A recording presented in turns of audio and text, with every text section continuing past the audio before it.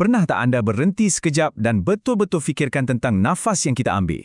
Bunyinya macam biasa je kan? Tapi hari ini, kita akan mulakan satu pengembaraan yang luar biasa untuk mengikuti perjalanan satu nafas dan membongkar semua rahsia di dalam badan kita. Perasaan ni semua orang kenal kan? Bila kita tarik nafas dalam-dalam kat tempat yang udaranya nyaman, rasa segar tu sebenarnya adalah permulaan kepada satu proses yang sangat-sangat penting untuk kita terus hidup. Betul tu, lebih kurang 20,000 kali setiap hari. Tanpa kita sedar pun, setiap nafas tu sebenarnya satu misi rahsia yang badan kita jalankan dengan sempurna. Jadi, jom kita jadi penyiasat dan bongkar apa sebenarnya yang berlaku di sebalik setiap tarikan nafas. Baiklah, setiap misi yang hebat perlukan pasukan yang hebat kan?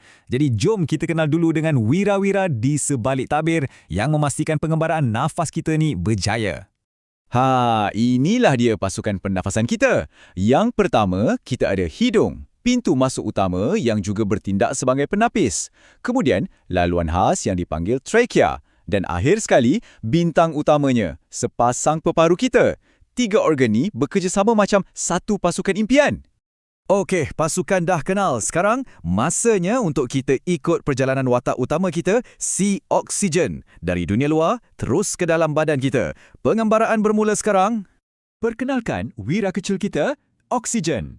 Setiap kali kita bernafas, kita sebenarnya jemput berjuta-juta wira macam ni masuk untuk jalankan misi mereka. Jom kita ikut salah seorang daripada mereka. Perjalanan oksigen ni sebenarnya sangat mudah. Mula-mula, ia masuk melalui hidung. Lepas tu, ia meluncur laju menuruni trachea dan akhirnya, boom, ia tiba di destinasi utama, peparu. 3 langkah mudah tapi sangat-sangat penting. Okey, kita dah sampai di bahagian paling genting. Di sinilah tugas sebenar oksigen bermula. Boleh katakan, inilah kemuncak dalam pengembaraan nafas kita. Cuba bayangkan, peparu kita ni macam sebuah stesen pertukaran yang super sibuk. Dalam ni, wira kita oksigen akan dihantar masuk ke dalam badan kita dan pada masa yang sama, bahan buangan yang dipanggil karbon dioksida pula akan dikutip untuk dibawa keluar. Betul tu. Oksigen dengan penuh semangat akan kata, saya masuk untuk beri tenaga pada seluruh badan kita. Serentak dengan itu, karbon dioksida iaitu gas buangan akan diusir keluar. Satu pertukaran yang sangat cekap dan pantas.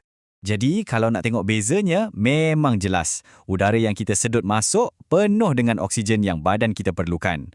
Lepas pertukaran ajaib tu berlaku, udara yang kita hembus keluar penuh dengan karbon dioksida yang perlu dibuang. Misi selesai. Kita dah faham apa yang jadi kat dalam. Tapi, apa yang kita boleh nampak dan rasa kat luar? Jom kita buat satu eksperimen ringkas dan rasai sendiri keajaiban ni. Okey, semua dah sedia? Jom, letakkan tapak tangan anda atas dada. Sekarang, tarik nafas dalam-dalam dan hembuskan perlahan-lahan. Cuba sekali lagi. Anda rasa tak pergerakan naik dan turun tu? Jadi, apa yang anda rasa tadi tu? Sebenarnya, masa kita tarik nafas, dada kita akan naik dan mengembang. Ini untuk bagi ruang pada peparu. Bila kita hembus nafas pula, dada akan turun dan mengempis untuk tolak udara keluar. Senang je nak ingat. Tarik nafas, dada naik, hembus nafas, dada turun. Selalunya kita bernafas dengan tenang je kan? Tapi kenapa kadang-kadang kita tercungap-cungap? Rupa-rupanya ada kaitan besar antara apa yang kita buat dengan cara kita bernafas. Cuba ingat balik, masa anda tengah seronok main kejar-kejar dengan kawan-kawan atau bila kena panjat tangga, mesti anda perasan kan nafas kita jadi lebih laju dan pendek? Itu sebenarnya isyarat penting dari badan kita. Tengok corak ni, bila kita rehat macam baca buku, kadar pernafasan kita rendah je. Bila kita buat aktiviti sederhana, macam naik turun bangku, ia jadi sederhana. Tapi bila kita berlari, terus melonjak tinggi. Semua ini membawa kita kepada satu istilah, iaitu kadar pernafasan. Maksudnya, berapa kali dada kita naik dan turun dalam masa seminit. Peraturannya mudah. Makin cergas kita, makin laju kita bernafas. Kenapa? Sebab otot-otot kita seolah-olah menjerit, bagi kami lebih banyak oksigen. Hebat kan? Kita dah pun bongkar keseluruhan pengembaraan satu nafas. Kita dah kenal pasukan pernafasan kita, saksikan pertukaran gas, rasai sendiri pergerakan dada dan faham kenapa kita tercungap bila bersenam. Badan kita ni memang satu keajaiban. Okey, sebelum kita tamatkan perkongsian ini, saya nak tinggalkan satu soalan untuk anda fikirkan. Masa kita bersenam, Bukan sahaja nafas jadi laju, tapi degupan jantung pun sama. Kenapa agaknya kedua-dua sistem ni macam kawan baik yang tak boleh dipisahkan? Itu adalah satu lagi pengembaraan sains yang menanti. Jumpa lagi.